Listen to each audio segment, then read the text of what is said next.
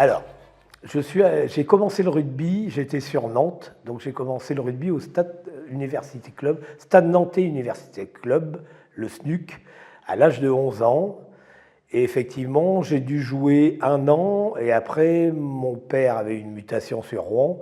Je suis arrivé à Rouen, donc au collège Claude Bernard, avec Campé, Joël Campé.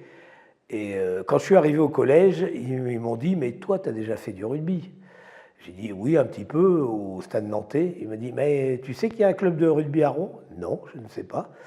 Donc il dit, bah écoute, tu viens jouer, tu viens un mardi soir au Stade Alorge, tu rencontreras Claude Delalande et tu démarras le rugby. Et c'est là que j'ai démarré le rugby, donc à Rouen, donc en cadet.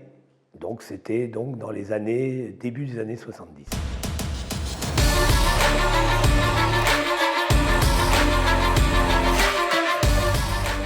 Alors, mes premiers entraîneurs, je ne me rappelle plus du nom en cadet, mais je sais que j'ai joué avec Jean Sola en cadet, et son fils est maintenant entraîneur des 3/4 de Rouen. C'est marrant, c'est bon, c'est comme ça. Et effectivement, j'ai démarré donc à Alorge en cadet. Je me rappelle plus de l'entraîneur. Et quand je suis passé en junior, c'était Georges Crémadeil. Donc en junior, c'était Georges Crémadeil. Donc j'ai fait 2 ans de junior, je suis passé rapidement en première, où c'était Claude Delalande, effectivement, l'entraîneur.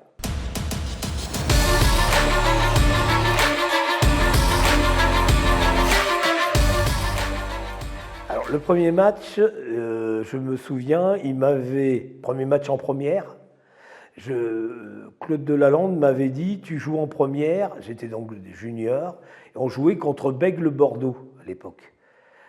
Ils avaient envoyé une équipe de Bègle-Bordeaux, je pense, qui n'était pas les titulaires, mais qui avait quand même. Et c'est là que j'ai commencé à jouer avec Brochek, Ramé. Et effectivement, j'ai dû marquer un essai sur ce match-là. Et on a gagné, le Rouen avait gagné contre Bègle-Bordeaux. Donc du coup, Madillac m'a dit, bon, ben, écoute, tu vas peut-être venir à Norwich avec nous et on va t'intégrer dans l'équipe première. Voilà.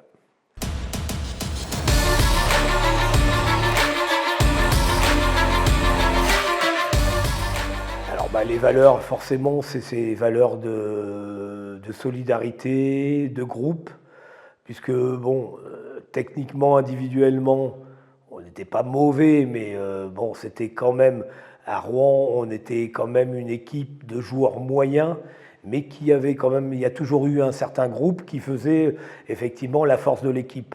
Et bon, moi après, même dans ma vie professionnelle, je me suis toujours basé là-dessus, quoi. C'est-à-dire c'est le groupe qui gagne et c'est pas l'individualité.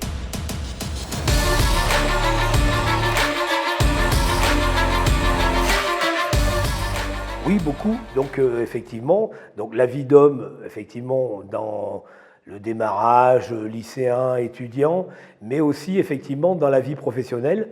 Et je pense que c'est là où c'est le plus important, c'est que je suis arrivé et je savais que de toute façon on ne peut pas gagner tout seul. Et ça, n'importe quel secteur d'activité, bon j'étais dans la banque, mais n'importe quel secteur d'activité, si on ne gagne pas en groupe, on ne gagne pas.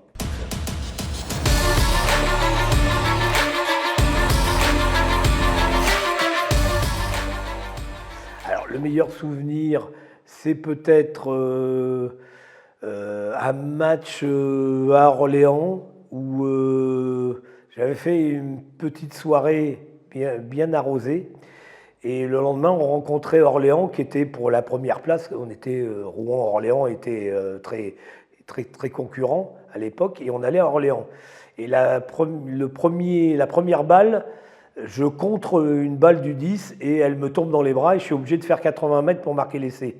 Le problème, c'est que j'avais eu du mal à finir, mais je l'ai marqué quand même. Et le pire souvenir, c'est souvent les décès de nos amis. Ça avait commencé par le décès de Christophe Boisdet, qui était pilier au club, qui s'était tué, il était routier. Après, effectivement, c'est souvent des départs d'amis du club.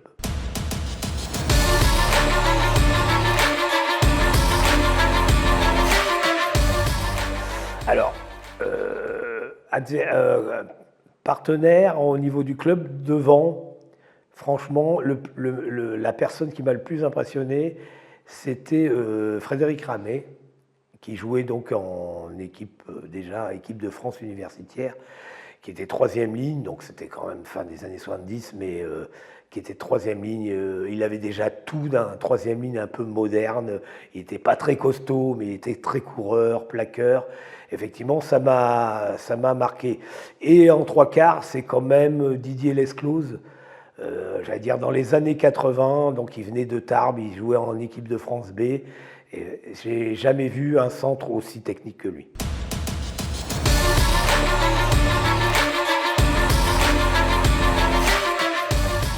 Alors effectivement, le rugby d'aujourd'hui a beaucoup moins de valeur, j'allais dire, humaine.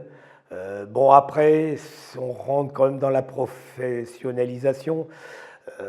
On ne sait pas ce que nous, on aurait pu donner, je veux dire, avec 30 ans après. Donc c'est vrai que c'est un peu difficile à vivre quand on est effectivement... On a connu le rugby des années 70 ou 80, mais bon, voilà, c'est dans l'air du temps.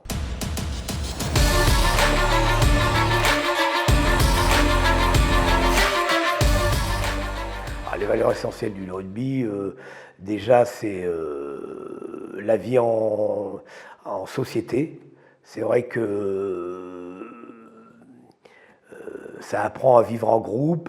Après, ça donne aussi des valeurs, même au niveau professionnel, parce que moi, ça m'a beaucoup aidé lorsque je suis rentré dans le milieu professionnel. Je venais déjà en me disant que je ne pourrais pas gagner tout seul, il faut une équipe. Effectivement, après, on devient manager, et effectivement, si on a cette sensation-là, c'est beaucoup plus facile après à gérer.